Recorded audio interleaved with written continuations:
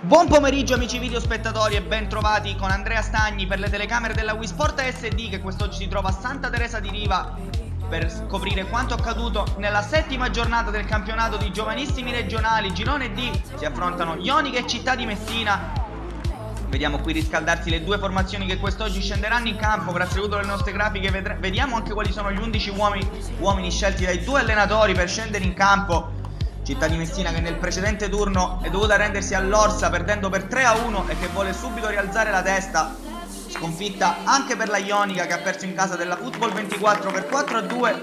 E allora ci sono tutti i presupposti perché questa partita regali spettacolo. Entrambe le formazioni col dente avvelenato vogliono vincere e guadagnare 3 punti in questa giornata. Soliti ridi a centrocampo prima per iniziare, saluti al molto pubblico, poi ci si abbraccia, si stringe in cerchio e poi si potrà partire con il Città di Messina che batterà questo primo pallone di gara.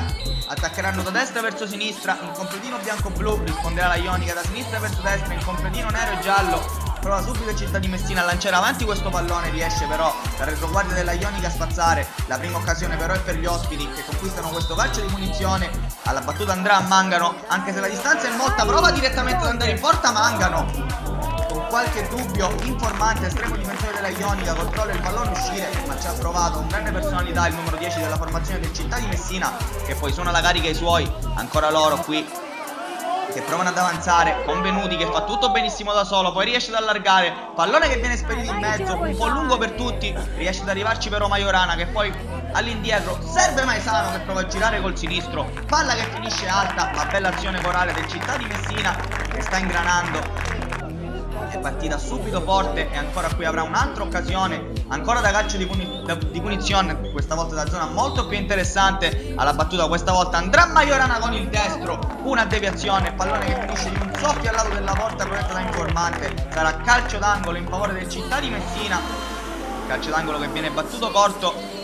Il pallone viene spedito in mezzo in un secondo momento per la testa ancora una volta di Mangano, che però non è riuscito a dare la giusta forza al pallone per far entrare questa palla in rete. Ma è ancora Città di Messina, solo Città di Messina in questo avvio di gara. Qui splendido il lancio di Majorana che prova a mettere in mezzo, forse un tocco di mano non ravvisato però dall'arbitro. Si lamentano molti ragazzi del Città di Messina, l'azione però prosegue, il pallone in mezzo, ancora per Mangano col destro, la sblocca lui, Valerio Mangano con il numero 10, fa 1-0 e manda avanti il Città di Messina, forse aiutato anche da una deviazione di un difensore. Riapprezziamo il destro, la deviazione c'è stata e ha ingannato la traiettoria di questo pallone, ma come possiamo rivedere il tocco è del difensore della Ionica e quindi il gol viene assegnato al numero 10 Valerio Mangano, che quindi ha sbloccato l'incontro portando il Città di Messina avanti. E il Città di Messina che ancora continua ad attaccare, non vogliono fermarsi, ancora il pallone per Mangano che ha il piede destro caldo quest'oggi.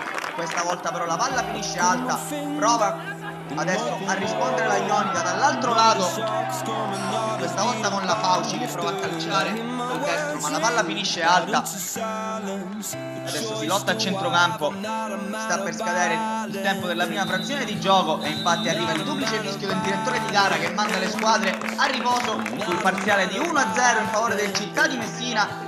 Ha sbloccato l'incontro con il numero 10 Valerio Mangano. Qui iniziano i primi riscaldamenti prima di tornare in campo. Vediamo le due posizioni che discendono per la seconda frazione di gioco. Arriva anche la pioggia qui dallo stadio comunale di Santa Teresa, vedremo se renderà il match più bello.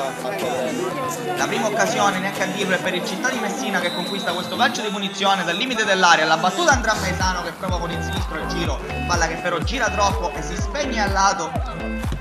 Ancora Città di Messina che qui recupera il pallone, provano ad imboccare Spuria, pasticcio della retroguardia della Ionica che può favorire Spuria che supera il portiere e calcia in porta. Ma il direttore di gara ha fischiato un fallo in attacco del numero 9 del Città di Messina che viene anche ammonito. Decisione a nostro avviso dubbia qui del direttore di gara. E allora siamo già dall'altro lato con la Ionica che conquista questo calcio di punizione, mette il pallone in mezzo qui per la testa di Caminiti che stacca tutto solo in aria. Grande occasione per trovare il pari per la Ionica, inquadrato anche mister Fiumara qui che continua a dare indicazioni suoi. Siamo già dall'altro lato dove ancora il Città di Messina conquista l'ennesimo calcio di munizione, la zona defilata del campo. Alla battuta questa volta andrà Maesano che dà un'occhiata in mezzo, pallone che passa, non viene toccato da nessuno e finisce direttamente in rete per il gol del raddoppio del Città di Messina. Ionica 0, Città di Messina 2. La medio, e Di Maizano, Nicolò Maizano presumibilmente voleva mettere questo pallone in mezzo, ma come possiamo rivedere dal nostro replay non ci arriva nessuno, Informante sta a guardare e allora il pallone entra direttamente in rete. Anche in questo caso possiamo rivedere nessuna deviazione e quindi gol da affidare direttamente al numero 5, da calcio di punizione, firma il raddoppio per i suoi.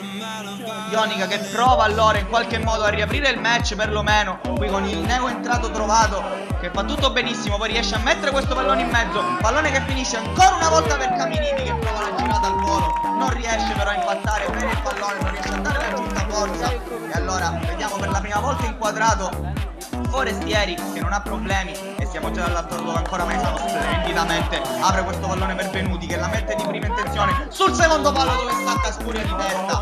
Anche in questo caso l'attaccante del Città di Messina non riesce a dare la giusta forza al pallone, poi combina un pasticcio la retroguardia della Ionica, retropassaggio al portiere e allora punizione al 2 dall'area di rigore, il pallone appoggiato da Majorana per Spuria che prova a calciare, ancora Informante però riesce a smanacciare in calcio d'angolo, Città di Messina che però ha il completo controllo della partita. Qui le prime sostituzioni, esce Roberti ed entra Maceli, esce anche Cannata, ma continua ad attaccare ancora il Città di Messina. Qui Majorana splendidamente dalla sinistra riesce a mettere questo pallone in mezzo per il neo entrato Maceli che ha una grandissima occasione per firmare il gol del 3-0. C'è un grande intervento di Informante che mette in calcio d'angolo, ancora Città, ancora Majorana che punta l'avversario, lo supera, mette questo pallone in mezzo ma nessuno riesce a toccare la sfera.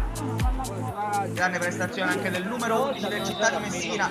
Siamo dall'altro lato però con la Ionica che conquista un calcio di munizione, provano ad andare direttamente in porta, nessun problema però per Forestieri che controlla la sfera a uscire e allora non manca molto al termine di questa gara, si gioca anche l'ultimo cambio il Città di Messina, esce Majorana, entra Denaro.